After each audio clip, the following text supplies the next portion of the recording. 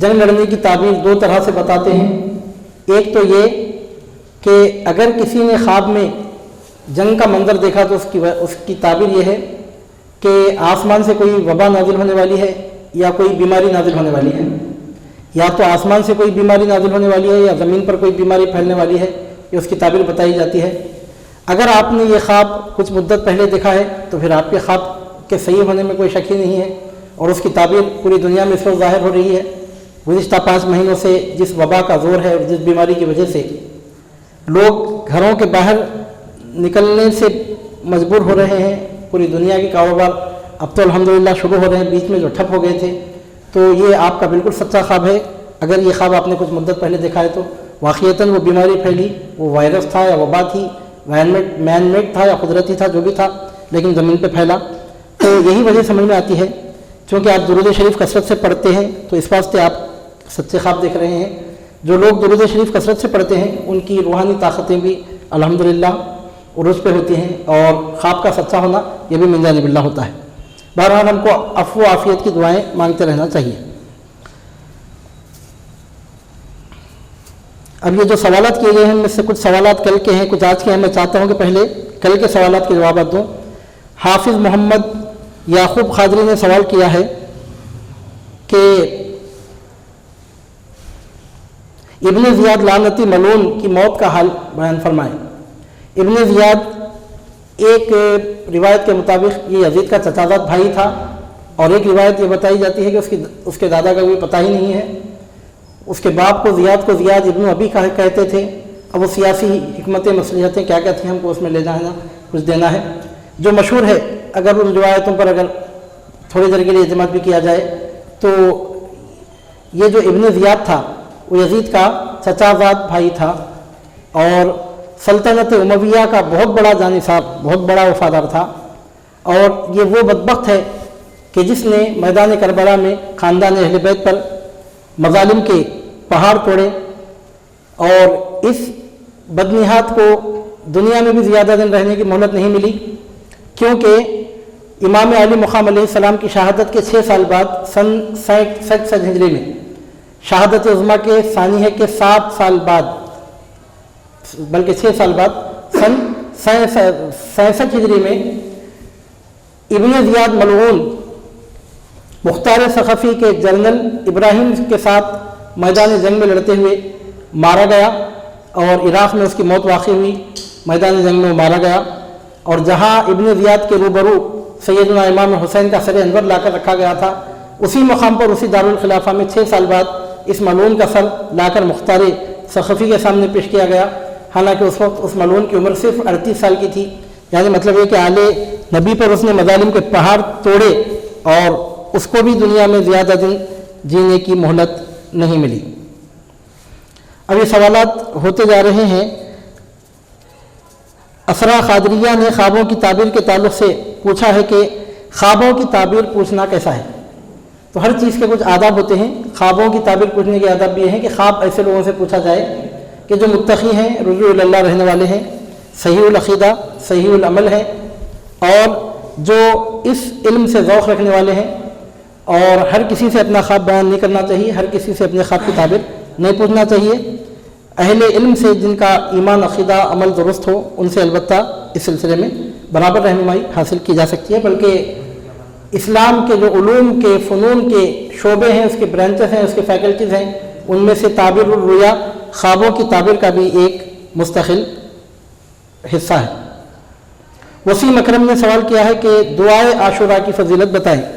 یہ جو 10 محرم کو دعا پڑھی جاتی ہے دعائے عاشورہ کے نام سے، در حقیقت یہ بزرگوں سے منقول ہے، اور اس میں پیغمبروں پر یوم عاشورہ کو جو انعامات ہوئے تھے، اللہ رب العزت کی جانب سے اللہ کے پیغمبروں پر یوم عاشورہ کو جو انعامات ہوئے تھے، ان انعامات کو اللہ رب العزت کی بارگاہ میں وسیلہ بنا کر اللہ رب العزت سے اپنے لیے عافیت طلب کی جاتی ہے۔ تو اس کی فضیلت یہ ہے کہ چونکہ اس میں انبیاء کرام علیہ السلام پر کیے جانے والے انعامات کو وسیلہ بنا کر دعا مانگی جاتی ہے، تو انشاءاللہ تعالیٰ دعا ضرور قبول ہوگی۔ اور اس میں مناسبت یہ ہے کہ بطور خاص یوم عاشورہ کو جن پیغمبروں پر جو انعامات ہوئے تھے ان کو وسیلہ بنا کر دعا مانگتے ہیں، تو موقع محل کے عین مطابق بھی ہے۔ دعائے عاشورہ کی فضیلت کے تعلق سے ہم یہ کہہ سکتے ہیں کہ انشاءاللہ تعالیٰ اس طرح دعا کی جائے تو دعا کی قبولیت کی پوری امید ہے، کیونکہ انبیاء کرام علیہ السلام کے وسیلے سے دعائیں قبول ہوتی ہیں۔ شائستہ خادری نے سوال کیا ہے کہ ڈپریشن کے لیے کیا پڑھ سکتے ہیں؟ دیکھیے ڈپریشن کا جو اصل اس کی کیفیت ہوتی ہے وہ یہ ہے کہ ذہنی خلل ہوتا ہے یہ، یعنی آدمی ذہنی طور پر پریشان ہوتا ہے تو اس کو ڈپریشن کہتے ہیں۔ تو اس کے لیے وظیفہ پڑھنے سے پہلے ضروری یہ بات ہے کہ ہم اپنے تمام معاملات کو اللہ رب العزت کے حوالے کریں، حضور نبی کریم صلی اللہ علیہ وسلم کی سنتوں کی پیروی کریں، اور زندگی کے ایک ایک دن کو غنیمت جانیں۔ سننے میں آتا ہے کہ جو لوگ ڈپریشن کے مریض ہوتے ہیں وہ اپنے زندگی سے بیزار ہوتے ہیں، نعوذ باللہ من ذالک۔ زندگی اللہ تعالیٰ کا انعام ہے، اللہ تعالیٰ کی نعمت ہے، وہ نہ ہم اپنی مرضی سے حاصل کر سکتے ہیں، نہ اپنی مرضی سے گنوانے کے ہم مختار ہیں، نہ اس کو حاصل کرنا ہمارے بس کی بات ہے، نہ اپنی مرضی سے اس کو ختم کرنے کے ہم مجاز ہیں۔ تو بہرحال ڈپریشن کے لیے سب سے پہلے ضروری بات یہ ہے کہ اللہ رب العزت کی ذات پر کامل بھروسہ کر کے حضور نبی کریم صلی اللہ علیہ وسلم کی سنتوں پر عمل کیا جائے، کثرت سے اللہ رب العزت کا ذکر کیا جائے، نماز قائم کی جائے، وضو کرنا اور نماز پڑھنا، اور مرد ہوں تو باجماعت نماز ادا کرنا یہ ہر مسلمان پہ ضروری ہے، اس کی پابندی کریں۔ ویسے وظیفے کی حد تک ایک وظیفہ ہم آپ کو بتاتے ہیں، روزانہ 33 مرتبہ قرآن مجید کی آیت مبارکہ کا ورد کیجیے، وَأُفَوِّضُ أَمْرِي إِلَى اللَّهِ إِنَّ اللَّهَ بَصِيرٌ بِالْعِبَادِ وَأُفَوِّضُ أَمْرِي إِلَى اللَّهِ إِنَّ اللَّهَ بَصِيرٌ بِالْعِبَادِ 33 مرتبہ روزانہ اس آیت مبارکہ کا ورد کر سکتے ہیں۔ حافظ عبد الوہاب نے سوال کیا ہے کہ پنجے بٹھانا کیسا ہے؟ تعزیہ داری کے تعلق سے شرعی حکم کیا ہے؟ شاید اس لیے سوال کر رہے ہیں کہ کثرت سے لوگ محرم میں سوال کرتے ہیں اور دوسرے لوگوں کو بھی معلوم ہو۔ دیکھیے میں کھلے طور پہ آپ کے سامنے کھلے انداز میں یہ بات میں آپ کے سامنے عرض کر رہا ہوں کہ بعض مسائل ایسے ہوتے ہیں جن میں علماء کا اختلاف ہوتا ہے، بعض مسائل ایسے ہوتے ہیں جو متفقہ ہوتے ہیں اور سب کا ایک ہی نظریہ ہوتا ہے، لیکن بعض مسائل ایسے ہوتے ہیں کہ جن میں علماء کا اختلاف ہوتا ہے۔ پنجے بٹھانے اور تعزیہ داری کے تعلق سے اب میں زیادہ اس لیے عرض نہیں کر سکتا کہ ٹاپک اگر میں چھوڑوں گا تو اس میں گنجائش نہیں ہے، اس ٹاپک کو میں بات کے لیے چھوڑ رہا ہوں، فی الوقت اتنا میں آپ کے سامنے عرض کر رہا ہوں، انشاءاللہ کل اس ٹاپک کو ہم لیں گے۔ آج میں فی الوقت آپ کے سامنے اتنا کہہ رہا ہوں کہ اگر تعزیہ داری میں پنجے بٹھانے میں غیر شرعی کام شامل ہوتے ہیں تو پھر کسی کے پاس وہ جائز نہیں ہے، جو غلط کام ہے تو غلط ہے، لیکن مطلقاً تعزیہ داری کرنا یا مطلقاً پنجے بٹھانا یہ ناجائز ہے کیا؟ تو میرے بھائی ایسا نہیں ہے، اس میں دو قسم کے نظریات ہیں۔ بعض لوگ اس کو مطلقاً ناجائز بولتے ہیں، اب ان کے کیا دلائل ہیں ان کو معلوم ہے، لیکن ہمارے پاس تو مطلقاً تعزیہ داری کرنا ناجائز نہیں ہے، نہ مطلقاً پنجے بٹھانا غلط ہے، تو اس میں غلط چیزیں شامل ہیں تو غلط ہیں۔ انشاءاللہ تعالیٰ اس سوال کو ہم کل لیں گے، اور بھی چند سوالات رہ گئے ہیں انشاءاللہ تعالیٰ۔ جن لوگوں نے آج سوالات کیے ہیں کل ہمارے پروگرام کو جوائن کریں، کل ان بقیہ سوالات کے ہم جوابات دیں گے۔ اللہ رب العزت سے دعا ہے کہ پروردگار عالم دنیا اور آخرت میں آپ کو ہم کو حضور نبی کریم صلی اللہ علیہ وسلم کے اہل بیت پاک کا فیضان نصیب فرمائے۔ بسم اللہ الرحمن الرحیم۔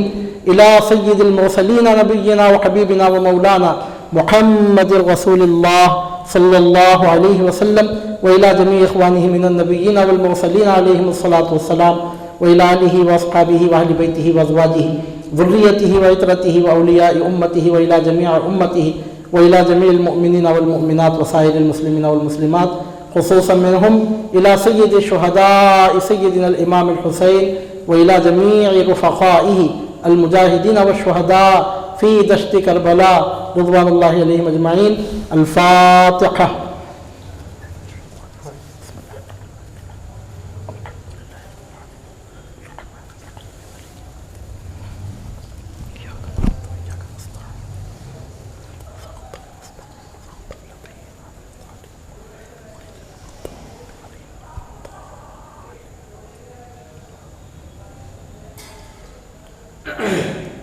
الہی بحرمت سیدنا الحسین وجدہ وامہ وابیہ واخیہ وبنیہ فرج عنا ما نحن فیہ۔ الہی بحرمت سیدنا الحسین وجدہ وامہ وابیہ واخیہ وبنیہ فرج عنا ما نحن فیہ۔ الہی بحرمت سیدنا الحسین وجدہ وامہ وابیہ واخیہ وبنیہ فرج عنا ما نحن فیہ۔